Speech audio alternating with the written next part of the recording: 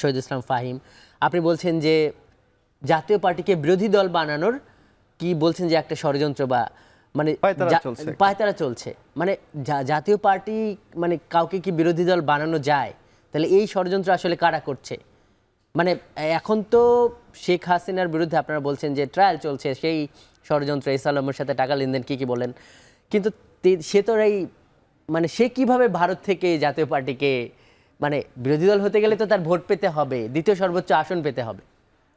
জি, আমি এটাই করি যে আপনি যদি লক্ষ্য করেন যে শেখ হাসিনা ভারতে চলে গেছে, তার সঙ্গী পঙ্গী হয়তো 200 ভারত চলে গেছে, কিন্তু পুরো সেট আপ তো বাংলাদেশে রয়ে গেছে। আজকে আপনি সচিবালয়ের দিকে লক্ষ্য করেন যে আমলারা বসে আছে, তারা শেখ হাসিনার আজ্ঞাবহ আমলারা।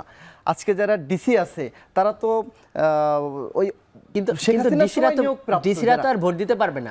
আমি আমি বলি সেটা হলো যে কিন্তু নির্বাচন ম্যানিপুলেট করার জন্য এরা খুব গুরুত্বপূর্ণ একটা ভূমিকা পালন করবে। এবং আপনি গতকালকে যে নুরুল হক নুরের উপরে হামলাটার কথা বললেন, এই হামলাটা কে করেছে? সেনাবাহিনী করেছে। কিন্তু আমরা সেনাবাহিনীকে কী হিসাবে জানি যে চেইন অফ কমান্ড, এর বাইরে কিন্তু সেনাবাহিনী একটা পাও দেয় না।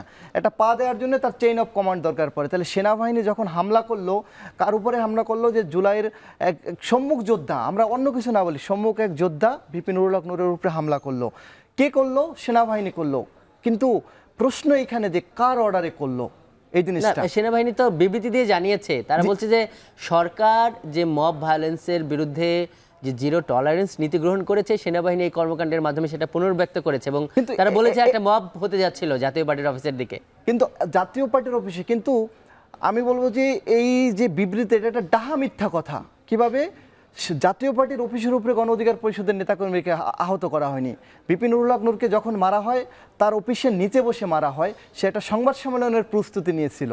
তাহলে সংবাদ সম্মেলন করা কি মবের অংশ? এটা আজকে সেনাবাহিনীকে আমি প্রশ্ন করতে যাই যে সংবাদ সম্মেলন করাটা কি একটা মবের অংশ? তারা যে একটা বিবৃতি দিল, সেই শেখ হাসিনা মার্কা একটা বিবৃতি দিয়ে দিল তারা, যে তারা একটা মব সৃষ্টি করতে চাচ্ছে। তো এই আপনি কালকে যদি বিষয়গুলো লক্ষ্য করেন যে পার্টি অফিসের নিচে ভিপি নুরুল হক নূরকে আহত করা হয় এবং পার্টি অফিসের ভিতরে ঢুকে ভাঙচুর করা হয়, যেই জিনিসটা আমরা দেখতাম যে বিএনপি অফিস বা জামাতের অফিস তালা মেরে রাখা হতো, বিএনপির অফিসের ভিতরে ঢুকে তাদের সিনিয়র নেতৃবৃন্দকে মারা হতো। সেম কাজটা গতকালকে সেনাবাহিনী, পুলিশ, গণ অধিকার পরিষদের অফিসে ঢুকে ভাঙচুর করা হয়। তা আমাদের ভিতরে যে নেতাকর্মী থাকে এবং এমনকি বাথরুমের ভিতরে ঢুকে যে কি অকথ্য গালিগালাজ করে তাদেরকে বের করে আহত করা হয়। আমরা বলতেছি এই প্রশাসন নির্বাচনকে ম্যানিপুলেট করতে পারবে। এবং মানে আপনি মনে করছেন যে এটা ভালো নির্বাচন হবে না? না, এই যে প্রশাসন, এই প্রশাসন দিয়ে আমরা মনে করি না এটা ভালো নির্বাচন সম্ভব। মানে প্রশাসন ভোট দিতে না পারলেও আপনার আপনি যে জিনিসটা বলেন যে ভোট, আওয়ামী লীগের তো না হলেও কিছু সমর্থক তো মাঠে আছে, তারা তো আর এই দেশ ছেড়ে ভারতে চলে যায়নি। তারা তো ভোট মানে তাদের ভোটে কি জাতীয় পার্টি বিরোধী দল হবে? তাই ভাবেন আপনারা? একটা বিরোধী দল মানে হবে তো বলি না, বিরোধী দল তাকে বানানো হবে।